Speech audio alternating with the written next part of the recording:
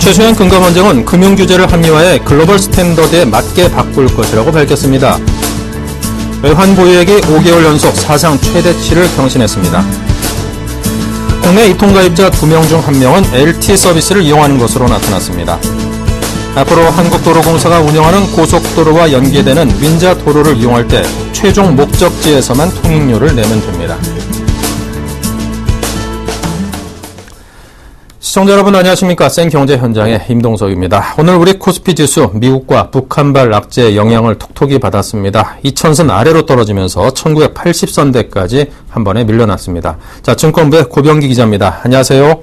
안녕하세요. 네, 연달아 시장 상황이 좋지 않습니다. 자, 오늘 마감 시황이 어땠습니까? 네, 4일 코스피 지수는 전 거래일보다 1.12% 내린 1986.80포인트의 거래를 마쳤습니다. 코스피 지수는 4거래일 연속 하락세를 이어갔으며 지난달 14일 이후 처음으로 1990선 아래로 주저앉았습니다. 최근에 발표된 미국 경제지표 호조로 양적 완화 축소 우려가 다시 부각되면서 전날 미국 뉴욕 증시가 하락한 것이 영향을 미쳤습니다. 또한 그동안 남북협력에 호의적이었던 북한의 장성택 국방위원회 부위원장의 실각으로 남북관계의 불확실성이 커진 것도 시장에 영향을 준 것으로 보입니다. 이 같은 우려에 외국인들이 대거 주식을 팔아치우며 이날 지수 하락을 이끌었습니다. 이날 외국인은 4,046억 원어치를 순매도했습니다. 반면에 기관은 장중 매수로 전환하면서 869억 원을 순매수했으며 개인도 3,085억 원을 순매수했습니다. 업종별로 보면 섬유, 의복과 운수 창고를 제외한 모든 업종이 하락했습니다.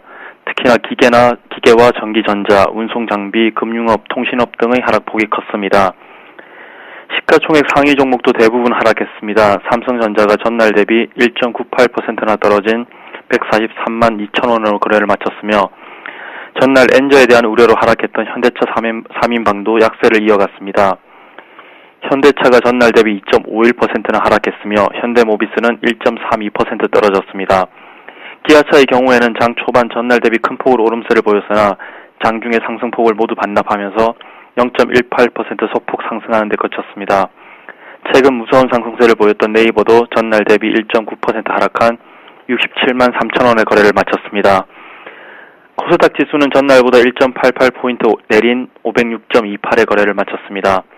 시가총액 1위인 셀트리온은 전날 대비 0.71% 하락했고 시총 2위인 파라다이스도 내렸습니다. 반면에 CJ 오쇼핑은 전날 대비 0.52% 상승했습니다. 이날 서울 외환시장에서 원달러 환율은 전날 대비 0.7원 내린 1060.5원의 거래를 마쳤습니다. 네. 자, 시장이 좀 지지부진할수록 테마주가 활개를 치는 법인데요. 지금 우리 연말장이 딱 그런 상황 아닌가 싶습니다. 비트코인이라든가 전기차라든가 방산주라든가, 자, 실질적인 어떤 수익이라든가 숫자상의 실적 없이도 이렇게 주가가 좀 급등을 하는 그런 경우들이 꽤나 많은데요. 아무래도 좀 투자에 각별한 주의가 필요해 보입니다. 자세한 상황이 어떻습니까? 네, 4일 코스닥 시장에서 KG 모빌리언스는 비트코인 테마주에 엮이면서 전날보다 14.55%나 오른 11,950원에 마감했습니다. KG 모빌리언스가 국내 비트코인 거래소인 코빅 거래소에 보안 인정 등을 담당하고 있다는 소식이 호재로 작용했습니다. 이날 KG 모빌리언스 관계자는 현재 국내에서 코빅 거래소에 본인 확인 서비스를 제공하는 것은 당사가 유일하다며 비트코인 관련주임을 시사했습니다. 이 밖에도 최근 비트코인 열풍 속에 해커의 공격으로 비트코인이 도난당한 사고가 잇따르면서 보안 및 전자결제 관련주들인 SGA, 한일네트워크스, 대신정보통신 등이 상승세를 보였습니다. 하지만 전문가들은 현재 비트코인에 대한 개념조차 명확하지 않은 가운데 수혜주로 볼 수 있는 직접적인 관련 기업은 없다는 의견을 내고 있습니다. 이상윤 동양증권연구원은 주식시장이 최근 조정 양상을 보이면서 투자자들 사이에서 비트코인이라는 테마를 하나 잡아낸 것으로 보인다며 비트코인 테마의 경우 다른 테마들과 달리 사업을 준비하는 기업들이 없어 실질적인 수혜주를 가려낼 수 없는 상황이라고 말했습니다. 이 연구원은 또한 연말에 중소형주에 대해서 재미를 보지 못하고 있는 상황에서 새로운 것을 찾으려는 심리의 결과로 봐야 한다며 섣부른 추격 매수는 낭패를 볼 수 있다고 경고했습니다. 이 밖에도 이날 주식시장에서는 전기차 테마주와 방산 테마주들이 일제히 급등세를 보였습니다. 화재가 발생했던 테슬라 테슬라 모델 S가 안전하다는 소식이 전해지면서 우리 산업과 우수 AMS가 상승했고 빅텍, 휴니드 등 방산주들도 장성택 북한 국방위원회 부위원장이 실각했다는 소식에 장중에 급등세를 보였습니다. 김태성 미래에셋정권연구원은 주식시장에 특별한 이슈가 없다 보니 작은 사건 하나만으로도 이슈를 만들려고 노력하는 것 같다며 박스권 장세에서는 테마주가 판치는 것이 일반적이지만 장기적인 투자에 나서는 것은 조심해야 한다고 조언했습니다. 네. 자, 그리고 아프리카 TV가 유튜브와 제휴한다. 이런 소식에 주가가 급등을 했습니다. 자, 유튜브와의 제휴. 이 아프리카 TV의 주가에 앞으로 어떤 영향을 미치게 될 걸로 내다봅니까? 네, 이날 아프리카 TV는 코스닥 시장에서 전날보다 8.92% 오른 1만 500원의 거래를 마쳤습니다. 장중 한때 12% 이상 오르다가 기관의 매도로 상승폭이 줄기는 했지만 개인과 외국인의 동반 순매수로 8거래일 만에 1만 원대를 회복했습니다. 이날 아프리카 TV는 유튜브와 제휴를 통해 자사 플랫폼에서 생산되는 다양한 영상 콘텐츠를 유튜브를 통해 전 세계에 공급한다고 밝혔습니다. 이를 위해 아프리카 TV 콘텐츠 제작자인 BJ들이 방송하는 영상을 즉시 영상 파일로 전환하고 이를 자동 업로드하는 시스템을 준비 중이며 관련 부가 서비스 등을 마련하는 계획도 가지고 있다고 설명했습니다. 증권사의 한 관계자는 아프리카 TV가 콘텐츠를 유튜브에 직접 공급하면 앞으로 노출도도 높아지고 이에 따른 광고 수익도 늘어날 것이라며 글로벌 시장에서 인지도와 경쟁력을 키울 수 있는 기회가 될 것이라고 내다봤습니다. 네, 잘 들었습니다. 지금까지 고병기 기자였습니다. 감사합니다. 감사합니다.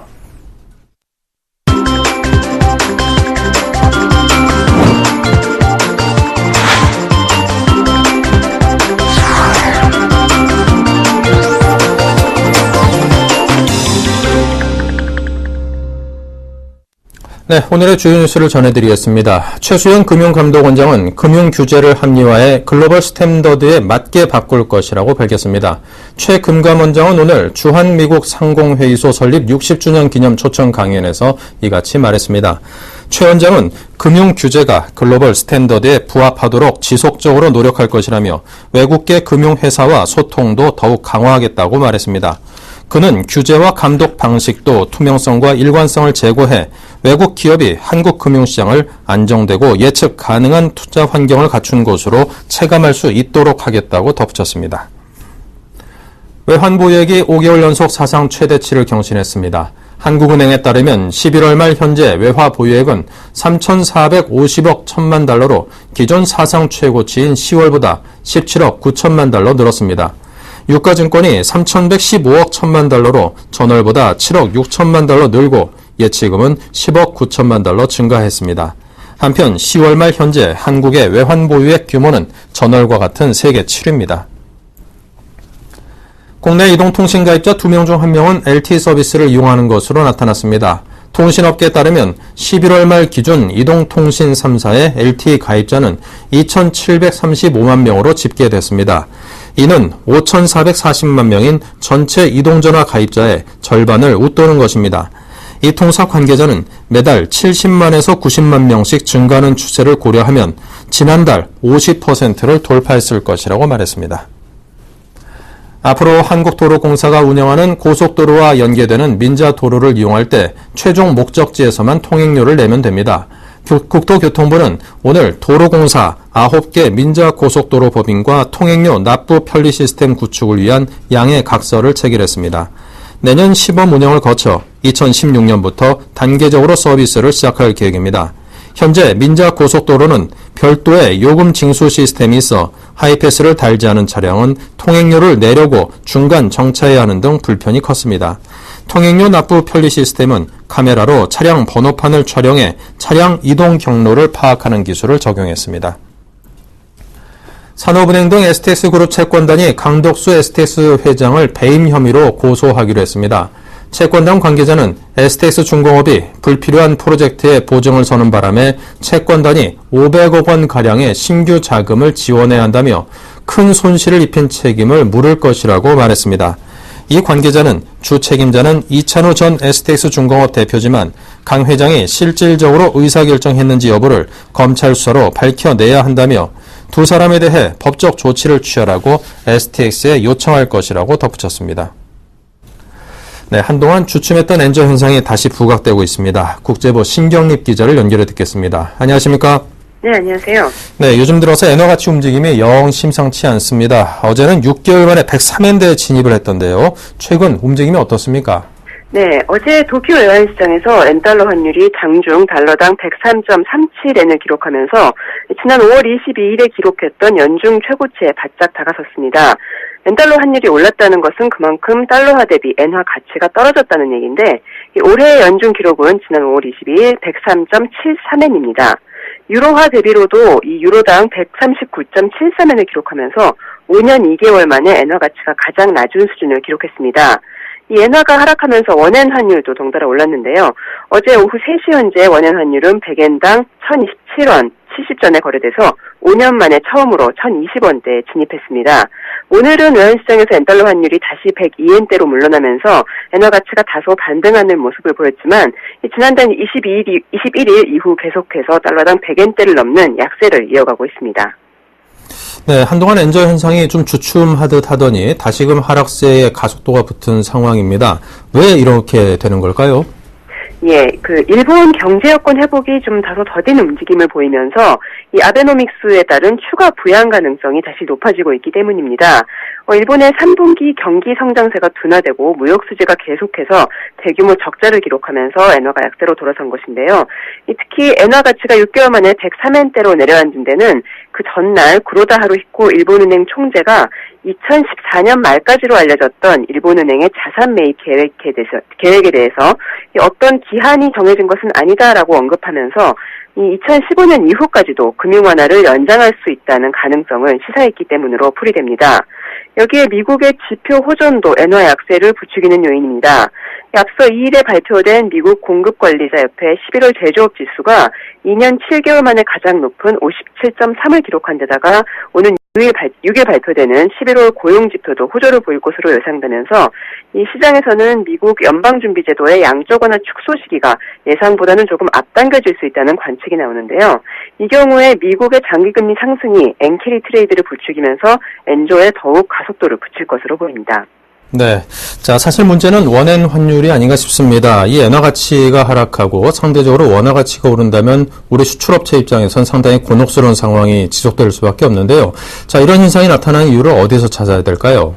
네, 말씀드린 대로 무역수지 적자와 양적 완화 지속 가능성 등이 엔화 약세를 일으키고 있는 반면에 원화는 무역수지 호조와 외국인 포트폴리오 증대의 영향으로 강세를 보이고 있습니다.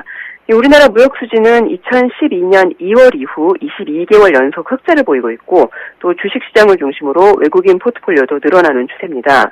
문제는 이렇게 무역 수지와 경상 수지가 흑자를 이어가고 있어서 우리나라 입장에선 원엔 환율이 하락을 해도 이 환율 방어를 위해서 시장 개입에 나설 명분이 없다는 것입니다. 특히 지난 10월에 미국 재무부가 환율 보고서를 통해서 원화가 지금 2%에서 8% 정도 저평가되고 있고 외환 보유고도 과도하다면서 간접적인 압력을 가해온 상황이기 때문에 이 한은의 환율 하락 속도 조절에 큰 제약을 받을 수밖에 없습니다. 여기에 저금리 통화인 엔화를 조달해서 고금리 통화인 원화로 투자하는 엔캐리 트레이드 자금 유입이 확대될 경우 이 원고 엔저 현상은 더욱 심화되고 이는 우리 수출 기업의 경쟁력 약화로 이어질 수밖에 없겠습니다. 그렇다고 지금 당장 수출 물량이 감소하고 있는 상황은 아닌데요. 이거는 그동안 한국 기업들이 글로벌 시장에서 점유율을 많이 높여놓은 덕분이긴 합니다. 하지만 지금과 같은 원고 엔저가 심화할 경우에 이 직접적인 영향도 불가피한 데다가 일본 기업들이 올해 낸 이익으로 제품 개혁에 나서는 상황이라서 우리 수출 기업 입장에서는 적잖이 신경이 쓰이는 것이 사실입니다. 실제로 시티은행은 최근 발표한 내년 경제 전망에서 한국 경제의 다운사이드 리스크로 엔저를 꼽으면서 내년 2, 4분기 중에 원엔 환율 전망치를 1020원으로 잡고 있습니다. 반면에 일본 기업들은 엔저의 날개를 달고 이 실적 개선을 이어갈 전망인데요. 최근 일본의 SMBC 니코 증권은 일본 주요 250개 기업의 올 회계년도 경상이익 증가율을 32.2%까지 상향 조정했습니다. 네. 자, 시장에서는 그럼 이런 엔저 현상이 언제까지 또 어디까지 지속될 것으로 내다봅니까? 예, 이 시장에서는 일단 2014년 말 이 엔달러 환율이 최고 120엔대까지 치솟고 원엔 환율은 내년 천원선마저 깨질 수 있다는 전망이 나오고 있습니다. 특히 미국이 이르면 내년 초에 출구 전략에 돌입할 가능성이 제기되는 상황에서 일본은 2015년 이후까지도 이 아베노믹스의 금융 완화가 이어질 공산이 커지면서 이 글로벌 투자은행들은 지금 저마다 중장기적인 엔화 가치 추가 하락을 예상하고 있는데요. 이 블룸버그가 집계한 주요 IB들이 제시하는 내년 엔달러 환율 전망 중간치는 1, 4분기가 달러당 102엔 내서 연말에는 107엔까지 올라가는 것으로 집계가 됩니다. 크레딧 스위스와 모건 스탠리 등은 내년 4, 4분기 중에 달러당 120엔까지도 내다보고 있는 상황입니다. 물론 중간에 단기적인 등락은 있겠지만 내년 4월 일본의 소비세율 인상이 단행되면서 경기가 꺾일 조짐이 보인다면 일본은행의 추가 양적 완화가 불가피하다는 전망과 함께 이 중장기적인 엔화 약세가 이어질 것이라는 전망에 힘이 실리고 있습니다. 네, 우리 수출업체 입장에서는 다시금 제품 경쟁력 향상 등으로 고삐를 조이고 있는 일본 업체의 공격, 그리고 또 이 원엔 환율의 부정적인 흐름, 이게 두 가지 파도를 맞으면 상당히 이겨내기 쉽지 않겠다 싶은 염려가 듭니다. 아무쪼록 좀 좋은 쪽으로 잘 좀 흘러갔으면 좋겠습니다. 지금까지 국제부의 신경립 기자와 함께했습니다. 감사합니다. 고맙습니다.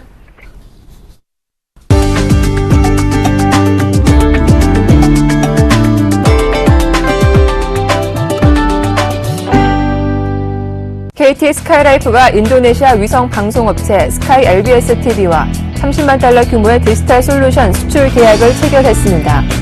스카이라이프는 관련 솔루션과 기술 컨설팅, 국내 벤처 업체가 생산한 장비 등 기술 노하우와 장비 구축 서비스 일체를 제공합니다.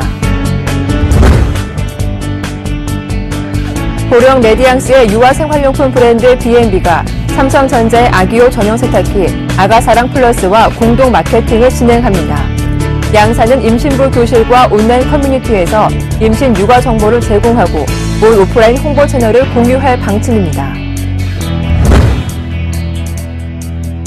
롯데마트가 롯데백화점, 롯데슈퍼, 세븐일레븐과 함께 프랑스, 독일, 이탈리아의 1등 와이너리가 생산한 와인 3종을 9,900원에 판매합니다. 그룹 내 유통 4사가 통합 구매를 통해 비슷한 품질의 다른 와인보다 30% 저렴한 가격에 제품을 들여왔습니다. 와인 이름은 트루와젤이라고 지었으며 롯데마트 전점, 롯데백화점, 롯데슈퍼, 세븐일레븐에서 판매됩니다. 아프리카TV가 세계 최대 동영상 서비스인 유튜브와 동영상 콘텐츠 유통에 대한 협력 계약을 체결했습니다. 아프리카TV는 게임, 스포츠, 음악을 포함한 다양한 동영상 콘텐츠를 유튜브에 공급하게 됩니다. 아프리카TV 관계자는 유튜브와의 협력으로 본격적인 해외 서비스 준비에 나설 계획이라고 말했습니다.